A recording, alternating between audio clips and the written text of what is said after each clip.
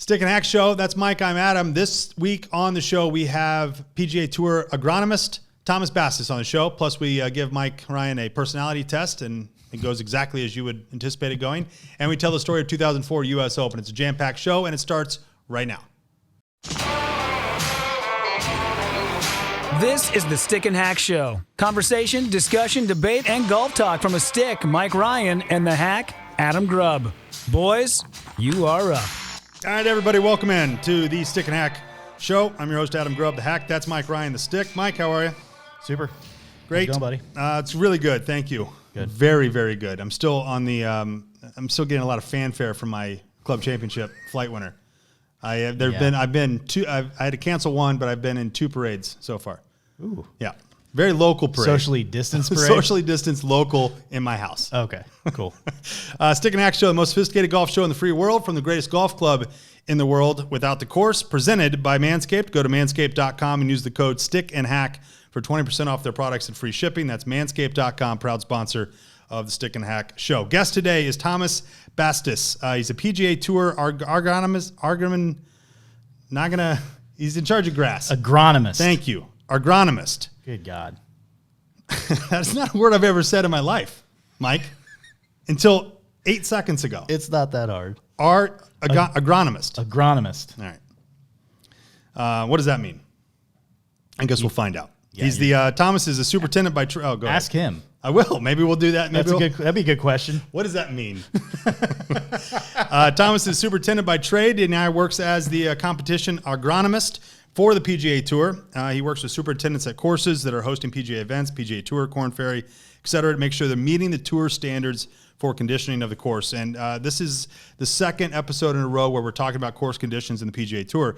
And the reason being is because it's something that most people don't even realize is a major importance, not just for the PGA Tour, but for the USGA and for golf in general. There's an entire curriculum of study that people go through to get to this point to where they are at the top of their game. And it starts really at the grass level, literally and figuratively. That's I've been waiting all day for that one. That is the worst. I've been waiting all day for that all one. time. How'd I do? Terrible. Okay.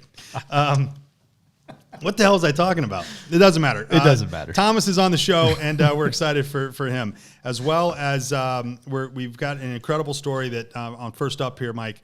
Now, this is one of those stories that you probably heard rumblings of back in the day, and it is one of the most famous stories when it comes to golf major disasters, and the course was to blame. So we talk all the time about blow-ups in golf and the tour and these people, but the course was to blame.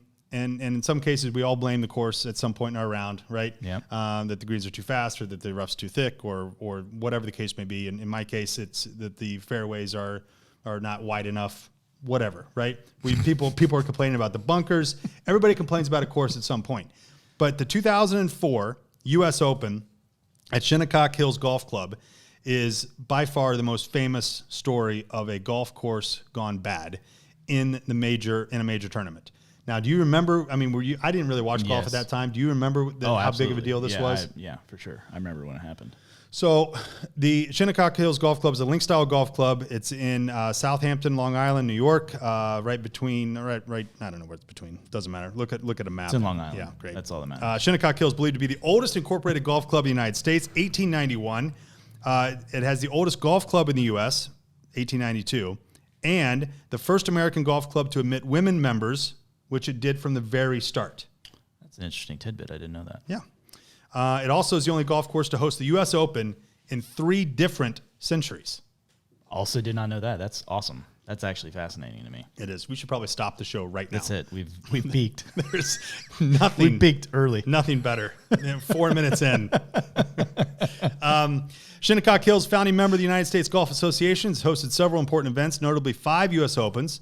Most recently, the 2018 Open, won by Brooks, and it hosts its 6th in 2026, and it was recently added to the National Register of Historic Places in 2000. I say all that, Mike, because the history and the heritage of that course and of that club and of the U.S. Open, the national championship in golf, is on stage every single year, and every year, specifically since 2004, they talk about the course conditions of the U.S. Open and how important it is. It's typically the toughest course conditions of any major and of any tournament of the year. Absolutely. Why is that?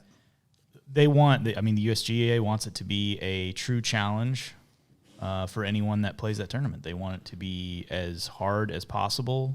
They want a par score to mean something. Right. So if you make a par, you played that hole correctly, you played it well, you hit good golf shots to actually make that score. So most majors and most golf tournaments, the guys are 15 to 20 under when it's all said and done as a winner. And the U.S. Open traditionally is not that way. In fact, there's only been several that have been in that range.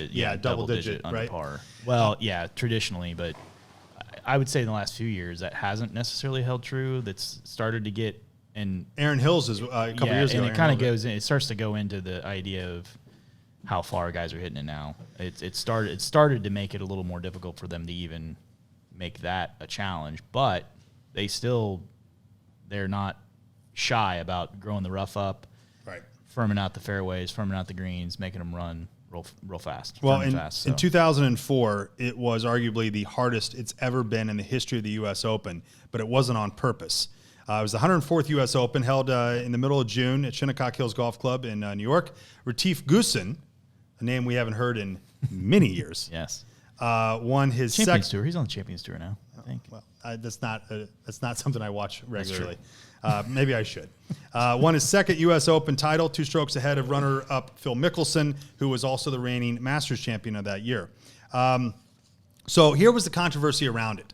The tournament has always been famed for its tough conditions. It's always been hard. Par is the desired winning score. It got out of hand in 2004. 6 under par, with only 6 people under par leading after 36 holes. Yep.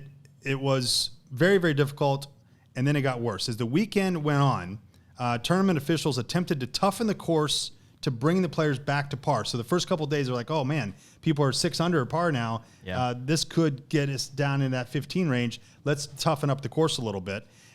It wasn't watered before Saturday and was more difficult for the third round. It wasn't watered again prior to Sunday's play. It was absolutely brutal. No player broke par in the final round, and the average score, let me repeat that. No player broke par in the final round, and the average score for the day was 79. Yep. It was rough that day. 9 over par. Ernie Els, who was playing in the final group, shot an 80 and then quit the game. He probably felt like it at the end of it. I would have. It got so bad that on the 7th hole became almost unplayable. So the green was double cut and rolled on the Friday evening. It was rolled the next morning, and it got worse as the weekend went on. Players struggled to keep their balls on the green with tee shots, chipping, putting. Yep. It was impossible. Yeah. The first group on Sunday, David Toms and J.J. Henry, both made triple bogeys on the 7th hole. Yeah. The next group had a double and a triple. So the first 2 groups to go through hole 7 were like 13 over combined, which is insane. Yeah, it was crazy. I mean, there's a sadistic part of me that loved it, but it's being realistic. Yeah, you can't have a tournament. You can't have a whole play that way. No, especially in an Open. No. So Retief Goosen ended up winning. He won the title 4 under par. Mickelson was in second at 2 under par. Yep. They were the only men under par, although there have been only 4 U.S. Opens since 2004 with lower winning scores. I tell you, thinking about that, and the USGA got absolutely grilled and drilled for that performance. They were watering the greens in between groups on Sunday to try to soften and slow them down because they were, you hear this putting on glass, that's how it was. Yeah. And it got out of hand. And then the next couple years, they were under the microscope for their course conditions. And you're right, the sadistic part and the weekend hack, watching them shoot 79 or 80, hilarious. Yeah. Finally, right? It's like watching an NBA player just miss free throws time after time. After a while, you're like, oh, this is pretty funny to watch. Yeah. Right? Watching Shaq shoot free throws was always entertaining to me. Yes, indeed. And that's what this was like. So it all started when if I have this right, because first of all, let me back up. Yep. Can you explain? And I know I'm going to show my ignorance here and my denseness. I don't care. I'm an idiot. The PGA, the USGA, and the RNA. Yep. Okay, point Yep. one for you. Thank you. R&A, USGA, and PGA, and the PGA Tour. Yep. Tell me what those all mean and the difference between all of them. Oh, without the smirk and without the annoyed, frustrated look, if you don't mind. So, all right. So the USGA and the RNA are similar organizations. So they oversee the rules of golf, basically the rules of golf. They govern that. There are also a couple tournaments that they own, I guess is the best way to explain it. So the US Open is USGA's domain. The British Open, or the Open, Right. is the RNA. Okay. So those are their championships that they put on. The PGA Tour is obviously the professional tour in the U.S. Okay. So they run the week-to-week tournaments that we see professional golfers playing in. Those are governed by the PGA Tour. So that's like the MLB, the NBA, NFL. That's Correct. their own league. Correct. And they have their own commissioner. Correct. Jay Monahan. Okay. Yes. Jay Monahan. Got it. And then, So he's like the Adam Silver. yes. Got it. I'm with Are you you. sure? Yes, I'm 100% in. All right. Am I going slow enough for you? Oh God. I specifically told you not to do that. Now I don't even care. I don't even care. Poke the bear. I've lost interest in it. I've lost interest in my own question. If you want to figure out the difference, I guess you'll have to look it up yourselves. There's people. a thing called Google. Yeah, look Just it up. do that. That's fine. Let's fine. bring in our guest and let's get off this train of negativity that you've put us on. Guest today, Thomas Bastis, PGA Tour Agronomist. Agronomist. Thomas, welcome. Say I will not. Say Thomas, welcome into the Stick and Hack show. How are you, sir? Thank you. All right. You That's enjoy? an interesting segue there. Well, I don't know how else to get out of that. To be honest with you, I'm not. That's the most professional way I can get out of that. Thomas, tell us first of all what you do and what an agronomist is, and let's start there with that conversation. This is our second episode in a row where we're talking about the course and those that are involved in the course management and maintenance through the PGA Tour. It's a fascinating topic that most people don't know about. Tell us a bit about your job and your career. Sure. You want the stick version or the hack version? Well, I think we've proven that the only version is the stick version for this show. That's correct. Because the hack versions don't get a lot of love. Okay. Well, actually, I get asked that question a lot. I drive around the golf course. I'll have this big sticker on the front that says agronomy or agronomist. And without fail, I get at least 5 questions a tournament that ask, what is that? And pronounce it just as good as any of it. As you can figure, we're there on the golf course to assist the golf course in anything that's green, grass, moving, trees, plants, everything towards I call it the show. So it can be a lot of things. It can be not a lot of things. It just depends on the golf course. It depends on the weather. But in essence, we're there to help lead the tournament through conditioning towards the final putt on Sunday. So, Turfgrass insurance agent. oh, that's good. That's I cool. like that. Yeah, turf grass insurance I like that agent. a lot. All right, so you heard the story about the 2004 U.S. Open. I'm sure you were around. You were in the space at that point. You've had a great long storied career. Are there other stories like 2004 U.S. Open that most people don't know because they're not on that world stage and that center stage of the U.S. Open, where courses are lost in a tournament and all the behind the scenes of trying to keep that course together? Well, I tell you, a lot of what I do is, in some instances, can be coaching, especially when you're bringing a new course into the PGA Tour. They've never hosted an event. Like I had one just recently up at Old Greenwood in Lake Tahoe. And what you want to try to condition the superintendent is you don't want to be I call it number 5. So you've got, let's start back in 1998 at the Olympic Club. So you got that one with Payne Stewart on the 18th hole. You've got Shinnecock 1. You've got St. Andrews, which was stopped because they had 40-mile-an-hour winds, and that was the British Open in 2015. Yeah. Shinnecock again. So you don't want to be number 5 because everyone remembers number 5. Everyone remembers those. I mean, I just flipped off 4 of them. So what we're trying to do is we're trying to make sure that you don't go down that path. So I don't personally have any of those stories. I'm sure there are a few, but we have a little bit different approach towards our tournament management. Yeah, and it's something that most people don't even realize, that there's this team that comes out ahead of time and works with the superintendents and works with those. And Chad Mark, who was on the show last time, he deals with a lot of people to try to make a lot of people happy. The competitors, the fans, the networks, the PGA, the USGA, the golf course ownership. The Jack Factor. The Jack Factor. That's Look right. who's listening to the Stick and Hack show. That's right. That's a very stressful situation.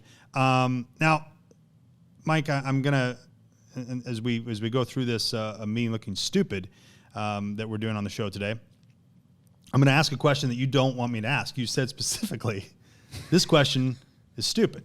Remember that?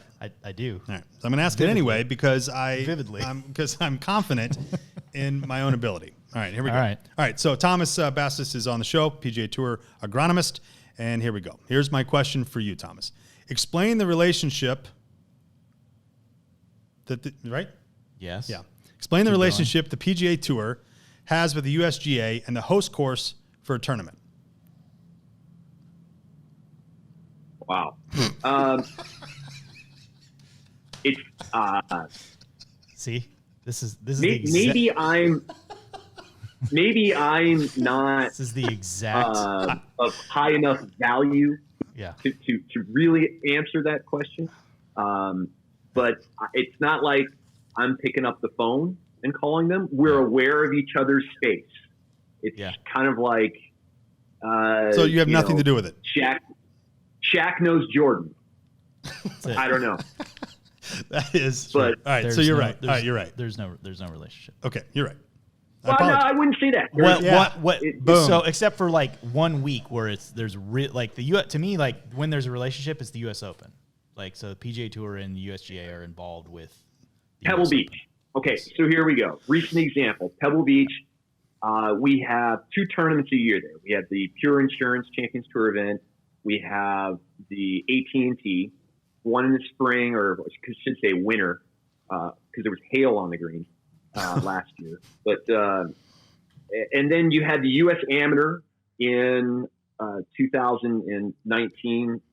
And then you had the U.S. Open, 18 and 19, somewhere in there. So we were basically sharing. And we don't necessarily dictate, their grass types. Everyone's trying to just fit in. So there is a little bit of communication that has to happen, maybe a lot more than I know. But, I worked at AT&T and you could see that, the USGA was bringing in some of the fairway lines. After that event, when we had our Champions Tour event, we had to pull the fairway lines back out. So it's just trying to create, if we know this is going to happen again, there is some communication that should go towards setup and what's it going to be like. And a lot of times we're there to kind of communicate to our players, hey, ahead of time, this is what you should expect. So there is some communication. I like that too. Yeah. So, all right. So as I understand it, you work for the PGA Tour, and your team are the players that are on that tour, and that's who you're trying to make happy and make sure that they're aware of, hey, these are the conditions. This is what you need to be aware of. This is what you need to expect, and make sure that you're working with whoever you need to work with that they have a great experience at that course and that tournament is fair and just. Is that correct? That you've got, yes. I don't think. Sounds good. See? Yeah. That's good. I think you could work. Perfect. I think I need an agent. I think you need a career in politics, sir, because your answers are as political as I've ever heard them. Hey, he's got a lot of people. Me, so that I don't sound stupid. That I appreciate. He goes, yeah, that's basically right, little buddy. He's talking to you. Little guy. All right, Mike, why don't you throw something out there? I will, but Great. The one question I was going to ask, I think that people would be interested to know is what does a typical week look like for you leading up to a PGA Tour event? Like, what's your week look like? So we, just in general, let me back up just even for the year. So we establish a relationship with the superintendent throughout the entire year. We're always lobbing calls in, how you doing? And just, on my side of things, I'm trying to establish a relationship with that superintendent. You can always, hopefully ask for a little bit more or get a little bit more insight if you get to know that superintendent first versus coming in there. And I call it being demander. Put the hat on and I demand this, I demand that. And I really don't, from a personal perspective, I don't like to use the PGA Tour says. Yeah. I don't like to do that because in essence, the stuff that I'm recommending are things that we should be doing in the first place. If the idea is to make it better, why are we not trying to do that? Right. So I get around to a lot of golf courses. And so a lot of those things are what I try to promote. So we'll establish that relationship throughout the year. And then I make a pre-tournament visit roughly 8 weeks before the event, kind of call it kicking the tires, making sure that the things are in place. Are you getting your headspace right? Do you have the volunteers? Did you come out a winner and we've got an issue? I'm walking on it. And then I'll generate a report. And then from there, we'll put a little newsletter article in for the players to let them know, hey, everything's on track. You can expect the same thing. If you're new to the event, this is the green speeds that we're hoping to achieve. Just trying to get out in front of things. And if there are issues, we're communicating those along the way as well. So, and then I show up a week before the event, and I stay all the way through to final ball drop on Sunday. Okay. Wow. So that's kind of the macro level of it. And we set goals for the next season during that event. Hey, we're noticing this. Let's see if we can't, those types of things. Yeah. That's I cool. love that. Yeah. I think a lot of people don't realize how much really goes into a tour event like that. I think some people think that PGA Tour just shows up one week and they're like, hey, we're going to play a golf tournament. Let's do this. And it's not. There's so much more that goes into it. I mean, a year prep for next year's tournament because there's a lot of tournaments that are at the same spot. Now, what about those that are at new courses and right. specifically ones that you've never had an event at before, which there have been a few as of recently that are hosting for the first time an event. What is that process like, and how do you guys prepare your players on the PGA Tour to go out? And do some of these guys, and this is a 14-part question, which I'm famous for, so I apologize. I'm writing down the note. Yeah, I'm the worst, aren't I? My God. This is so hard on yourself, This is not a great day today for me. You're okay. Thomas Bastis is our guest, a PGA Tour agronomist. Thomas, the question is, and I'll get to it within 10 minutes, I promise you, is on courses that they've never played before, you see a lot of times that they'll go out months in advance and practice on that course. How different is it in May for a event that might be in July? How different of the course conditions would they be practicing on in May as opposed to July when they actually have the tournament itself? Is it massive difference? They can be massive. They absolutely can be massive. In some instances, what we can do in 2 weeks can be massive. I mean, if you take Muirfield Village, where we had the work day and we had, the memorial, I mean, that's proof there that, I think Colin Morikawa was 19 strokes different. Yeah. And I was just interested in that tournament in general to see if you played well the first week, were you going to play well the second week? Because does the course fit your eye? Well, obviously you scored well, yes, but can you keep that momentum going? Right. And the biggest influencer in all of that is weather. I mean, Chad hit it right on the nail with, you get some wind, we're allowed to dry the golf course down, more. The rough doesn't stop growing. Grass does not stop growing for some reason. We try to, but so you can really influence, especially once you start increasing the frequency of how you do everything between mowing greens, mowing fairways. You can really turn it on. Yeah. And that's the value of the superintendent. These guys have all those bags of tricks. Yeah. And are really tuned into what's happening on the golf course. Yeah, and Thomas, so greenskeepers, they can be a little quirky. So I'm sure when you come in, do you ever have yeah. Do they welcome your suggestions, or do you get pushback a lot of the time, or what's that look like? Do you come in and you give a suggestion here or there? What's that relationship look like when you're working with them?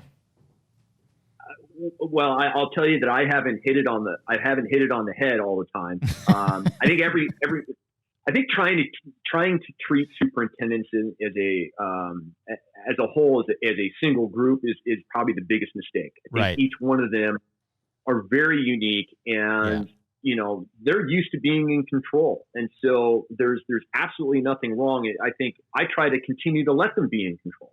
I like to call it, I chum the water with goodness. So I throw little bits of things out there so that they have time to marinate it in and chew on it a little bit before they go, all right, I get where you're going now.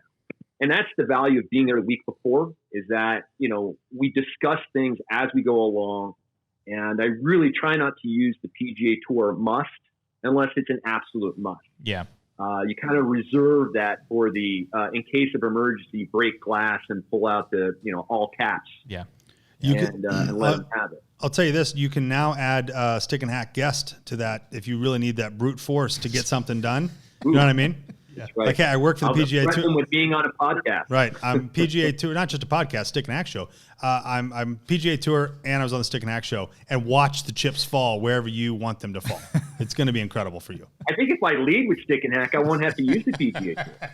Yeah. I couldn't agree 'Cause more. you may not be employed by them anymore. I couldn't agree But, more. I think in general,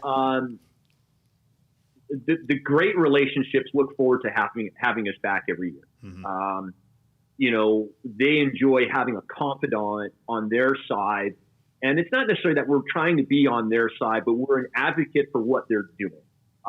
As I say, it's like when things are good, I want to be the person that pushes that superintendent out there and saying, hey, you did this. I didn't do anything. I just happened to be there and kind of the one or two questions, and then when stuff doesn't go well, when we have tournaments with, like I had a golf course that lost 3 greens. I want to be the one out in front of it, taking the bullets and all those types of things so that the superintendent can continue to concentrate and do what he does best. So it ebbs and flows with how the condition of the golf course is and a lot of other things. Let me ask you this. This is not on the approved PGA Tour question list that we sent you ahead of time. However, when you say lost the greens, because we hear that a lot, especially at different courses, and they say, hey, I don't want to lose the greens. I'm not going to push them. I know, Mike, you probably know what that means. But when someone says, hey, I lost the green, what does that truly mean? When a course loses a green, what does that mean? Well, in the case of this one, it was ice damage from the prior year. And it was the grass was under, several inches of ice for a number of days. And once you go past a number of days, there's nothing left. So what we ended up doing is we found, through some contacts of mine, I found another golf course that was going through a renovation. And especially at like POA greens, there aren't nurseries out there or sod producers that produce POA as a grass. And most times it just kind of comes in over the years, and and that's what you have, and then it's trained over. So to find another golf course that was tearing up all their greens, we just took the grass from there, transferred it up, and we were playing on the same surface we were able to get out of it, but it wasn't. We had to be careful. So that's what losing greens on our end of things is. And I would say that in most instances, you're not really losing all of a green. In those other instances, when you get some disease or that sort of stuff, superintendents these days are so good that they might lose portions. We might lose some whole locations. If we're typically in a 4-hole rotation, we might lose a spot and have to use another one. That's not the most ideal, the most challenging. So that's some of the other interpretations of losing greens. How many? You said a couple things there about grass. How many types of grass are there truly?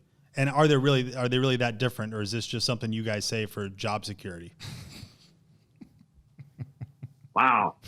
What's funny is I've got enough job security, which is good. Good. I don't need to add another grass to add more job security. He's a professional. He's a professional, Adam. I know that. But when you go to play in California, 8 to 10. when you play in California, you play in Florida, you play in the Midwest, there are all types of different grass, and people do tell you about it. Like, hey, this is going to be different in this grass than it is somewhere else. And it's true. I just don't know why. It's really confusing, but I know that the ball does do different things. The club does different things in the different type of grass. I find it fascinating.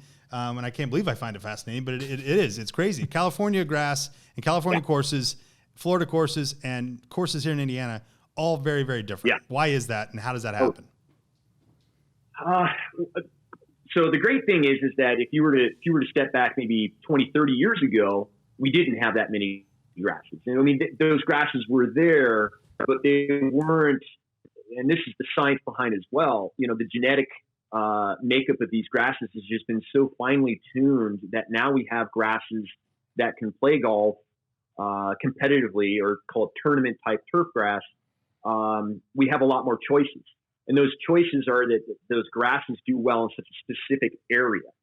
When you get into some areas that have poor water, you've got grasses that'll do that. When you have grasses that have poor light, we've got grasses that do that, and you've got some that will take a lot of water, and then you got some that don't take a lot of water. You got some that don't die when it freezes, and you have some that do die when they freeze. So they all kind of like fit their little geographic areas. And there's, we've broken up the United States into probably 8 major areas.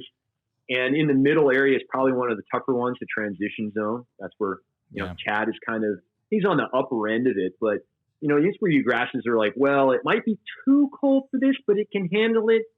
So one of every 5 years you might have an oops, and then you have others that trend to do well all the time. So that's kind of the really cool part about the industry in the last couple of years is the technology into just breeding turf types. So it's awesome. See, thank you for explaining that, Thomas. I've tried many times to explain I might have walked things all around. No, it's fine. I've tried to explain these things to Adam, and he just shuts me down, and he doesn't listen to me. So I'm glad. Well, he's I have no credentials, so that's probably why. But he's a competition agronomist. I know. I'm going to listen to him. Thomas Bastis is the guest PGA Tour agronomist here on the Stick and Hack Show. So, Thomas, I heard this from a bird that you are a drone enthusiast, and that have you started using drones for golf course maintenance and applying it there? Yes, we have. So what are the kind of techniques that you've started to employ there? Like I'm interested. That it fascinates me because I'm kind of a tech nerd. So that's something that I'm always interested to hear about. So the first one, the most easiest way to explain it is just communication. Sometimes just a bird's eye view over an entire fairway or an entire green gives somebody the perspective of what's going on. A lot of times I'm mobile staff. Our headquarters is in Ponte Vedra, Florida. I live in California. If I'm up in Lake Tahoe and I want to explain to players, rules officials, my boss, how the golf course looks, if I'm explaining to them like me talking to him, that's one way. But if I've done a 30-second flyover of the golf course, like just an aerial CBS kind of shot, my boss is going to know exactly how well that golf course is, and he's going to go, oh, not a problem at all. One of those types of things. So if I want to tell him, hey, how the overseed looks really good, or the overseed doesn't look really good, well, you can see that with a flyover. Yeah. I don't have to fly the whole golf course over, but I can give them a pretty good example of what's going on. So we'll do the communication on one part. Another way that I'm doing it is I'll physically map the golf course, where the drone will fly in a grid pattern over the golf course, and I call it Google Now. So it's making my own base map of. Right. You go to think when tournament happens, there's a lot of infrastructure that goes up between rope lines, porta potties, concessions, scoreboard locations. For the rules officials, it might be penalty areas, OB lines, where the stakes were. And so I'm able to take a snapshot of the entire golf course before the tournament starts, and I know exactly where everything is. You can imagine coming back to that golf course the next year kind of going, where was that line that you did? And I have got it. Yeah. So I'm able to measure how big the tees are, all those types of things like that. And then you go to the third level, which is probably more the emerging side of things, which is actually turf grass health. We're now able to fly the golf course and visually check how well grass is doing, how stressed it is. I would say it doesn't necessarily translate into what we can do on the golf course and the amount of time that we have during the tournament. We also have, when can I fly that? I can't fly it during the tournament or after the tournament. There's not enough time to process the stuff before we need to make decisions. And plus, we're on the golf course so much. So I think it's coming, but it's not quite there yet. That's fascinating. Yep. On that end. Yeah. That's pretty cool. All right, Thomas, I'm going to ask you the same question as we end this conversation here. I'm going to ask you the same question I asked Chad Mark last time. Do you find yourself constantly judging other courses that you see and or play? Well, I'm going to say the short answer to that is absolutely. I think that most superintendents would tell you that they don't like playing their own golf course. Yeah. Or that when they play their golf course, it's different than when they play somebody else's golf course. Yeah. When you play your own golf course, you're constantly making notes in your head about, God, that wasn't done, and you got to get that tomorrow, and that sort of thing. But then when you go to somebody else's golf course, you can actually just play golf sometimes. And then you're kind of wondering how that guy is doing something. You're breaking it down, and I wonder how many staff he has, and what mower is that, and what height is he at. So you never stop. If you're in the game, you never stop thinking about the game. Yeah. That's great. Well, Thomas Bastis, the guest here on the Stick and Hack Show, PGA Tour agronomist. Thomas, thank you so much for your time. I hope you enjoyed the Stick and Hack Show. I hope you enjoyed your time with us as much as we enjoyed our time with you. Continued success out there, and enjoy the tour. And we look forward to, as we always do with our guests, playing golf with you sometime soon. That's right. So far in 31 episodes, no one's taken us up on it. Hasn't happened. But boy, we can't wait. Come on out, I guess, right? Oh, okay. Yeah. See, there it He is. gets us in the I middle don't of a pandemic when we can't travel. Yeah, Thomas, we'll see you out there, I guess. All right. Absolutely. All right, there he goes. right. Thomas Bastis, appreciate your time. PGA Tour competition agronomist. What a fascinating job and guy he was. It was a really cool, That was cool great. interview. Thanks, Thomas. All right, let's move on into the clubhouse here, Mike. This is something that we call the personality test. Oh, God. All right, now the goal here is to see if you have a personality. No, that's not right. I apologize. The goal here is... Well, I mean, we know the answer to that. but- The goal here is to see if you are, in life, a stick or a hack Okay, fine. with the personality Fine, test. fine, Okay? fine. All right, so I'm going to ask you some questions here. All right? You're waiting in a long line. Yep. Do you chat with the person next to you or keep your eyes on your phone? Keep my eyes on my Yeah, phone. shocking. Yeah. Roommates. It is great to have someone there when you get home. You'd much rather live by yourself. I actually would go with the first one. I like to have somebody come. She's not listening, Mike. It's okay. You can tell us the truth. Love you, dear. You're going on a day trip to the mountains. You plan out where to go and what to do, or you just get in the car and go? I don't go on a day trip in the mountains, but just get in the car and go, I guess. I don't know. Really? Yeah. That's weird. I don't I think I would plan that out. don't think that's accurate. Your desk is usually super organized or a jumble of everything you're working on. Oh, super organized. Right. If you had to choose, you'd rather be an engineer or a designer?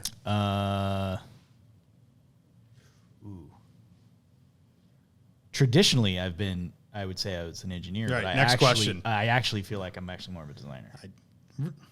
Seriously. Yeah. That is all right. So what are you, two hack and three stick? I like right the now? big picture. I don't necessarily like the Okay. in the weeds stuff. Now, you're more interested in production and distribution or design and research? Design and research, I would say. For you, it's more common that your head rules your heart or your heart rules your head? See, I'm gonna go with my head. Yeah. Rules my heart. No. Yeah. Why did that even take a half second? I don't know. I was thinking about it. And There's no reason to, except that goes to your see, it's my earlier head. question. They answered the question. My head was ruling. So You're more There you go. interested in doing things the most logical way or in the grand way of tradition? I'm a logical guy. Okay. What was that? What was that? No, was that noise? None of these What does are that mean? surprising to me, except for that you don't take day trips in the mountains. We should have had Dr. Chelsea Day do this. We should have. You're exactly right. You've been assigned a complicated task at work. do you, I'm sorry, you've been assigned a complicated task of work. You like to have all the relevant information before you start, or you'll have fun discovering the details as you go? I like to have the information before I start. Yeah. Okay. And the last one here, you're at a party with people you don't know. Yep. Do you talk and introduce yourself? Stand at the edge of the room wishing you were at home? I actually, you wouldn't think this, but I am a mingler, but it's usually pretty forced. That's not mingling at all. I have to force myself to do it, is what I mean. Okay. Yeah. It's not like it doesn't come naturally to me. Correct. Yeah. All right. So the results are in, and you are a stick in life as far as your personality is concerned. Duh. Thank God that's what are you over. expecting from me? I don't know. I have no idea. It's exactly Stick how and you knew it would go. Stick and Hack Show, presented by Manscaped. Go to manscaped.com, 20% off all products and shipping. Mike, what a great show for you. You had a great show, man. Don't be so hard on yourself. Proud of you. Proud of you. It's fun for me. Personality test for me coming up next. And whatever he said, I do the opposite. Yeah. You guys have a great week. Thanks. Proud of you, Mike. All right. Proud of you, man. Peace out, guys. The Stick and Hack Show is now over. Subscribe, rate, comment, and tell your friends. You are now free to go about your day.